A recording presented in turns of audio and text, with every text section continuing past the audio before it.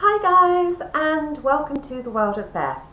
Today we're going to do some ESL tips and tricks, and what we're going to look at today is 7 easy idioms for you to put into your IELTS or your Esol speaking exams that will really impress your examiners. Now, idioms are a tricky thing to use because if you don't get them just right, then the examiner is going to know you're just trying to use an idiom. So I've selected 7 really easy idioms to use that have a literal meaning, which means you could replace them with 1 or 2 words in a sentence, and so you'll know if you can use these idioms correctly when you're giving your speaking exam. So let's move straight on, and the first one we're going to look at today is a stone's throw away from. Now this is a fantastic idiom because it literally means close to or nearby. So in most exams it may come up about going out or where you live. And so let's take, for example, going out. For where I live very close to the beach. So I might say to my friends, let's go to the beach. It's only a stone's throw away from my house, meaning it's close to my house. Or I'm very lucky because my office is just a stone's throw away from where I live, which means my office is close to where I live. So it's a really nice, easy idiom to slip in to your exam because it literally means your location is close to another location, so close you could throw a stone and hit it. So that's easy idiom number 1. A stone's throw away, nearby or close to. The second idiom we're going to look at today, that way. The second idiom we're going to look at today is it costs an arm and a leg, or it cost me an arm and a leg. And this just means it's expensive. So you can insert this whenever you're talking about anything that has cost you a lot of money. For example, do you like my new dress? It cost me an arm and a leg. Do you like my new dress? It was really expensive. So when you want to say really expensive, you can simply say it cost me an arm and a leg, and it means the same thing. So it's another good, easy idiom to slip into your English speaking exam. Moving on to number 3. And this time we're going to go with burning the candle at both ends. So this one's not quite as easy, but it's a really good one, and if you can manage to get it in, it's great. It basically means you're so busy that you're doing things all the time. So you're getting up early, you're going to bed late, just because you're so busy. So you can put this into your exam. For example, if they ask about your study habits or your working habits and about your free time. And so, for example, you could say, I don't have any free time. I usually burn the candle at both ends. And this would be, I don't have any free time. I'm so busy. So this is a really nice one to use. Slightly harder, but really, really nice one to use. Okay, on to the next one. And the next one that we have is on cloud 9. Now, to be on cloud 9 means to be really, really happy, but it means romantically happy.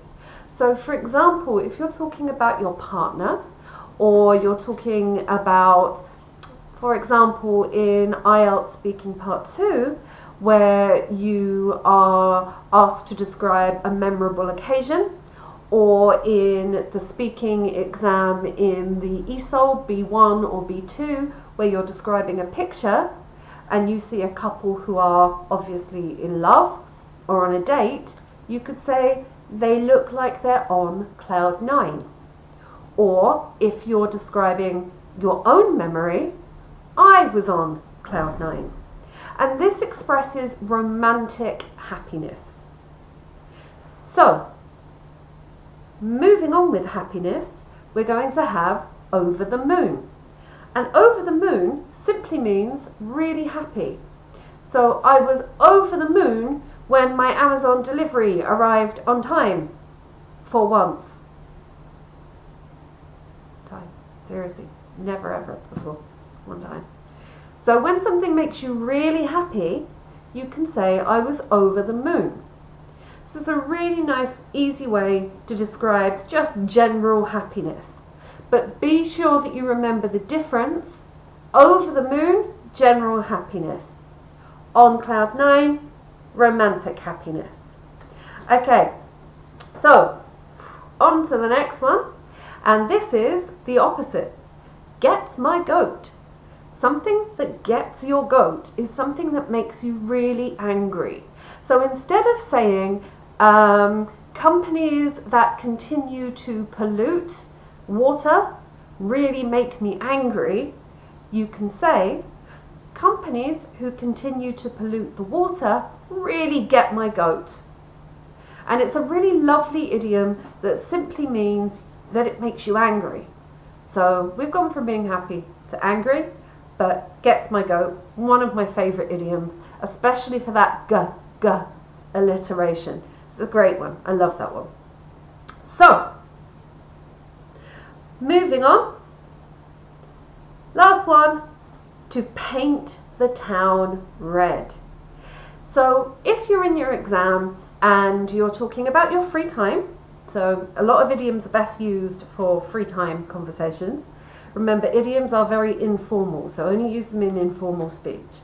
And this is a perfect one for informal speech, because to paint the town red means to go out and have a really, really good time.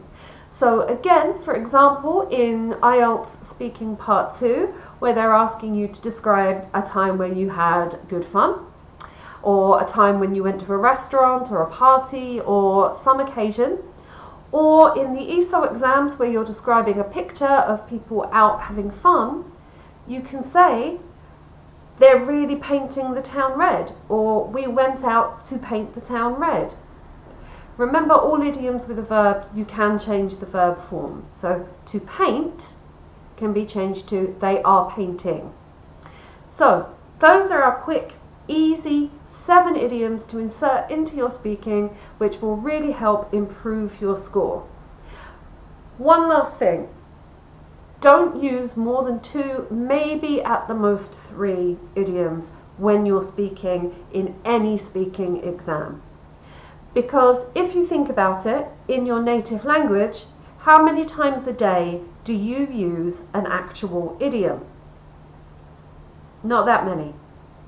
So when you're in an exam, which is going to last a maximum of 15 minutes, and you use 5, 6, 7, 8 idioms, the examiner's just going to go, oh, they want to show us they know some idioms. It's not fluent speaking. Fluent speaking is knowing when to use an idiom, the right place to use an idiom. The same with your native language. So these 7 ones I've given you today are really easy ones to use to insert into informal speech, but don't use them all.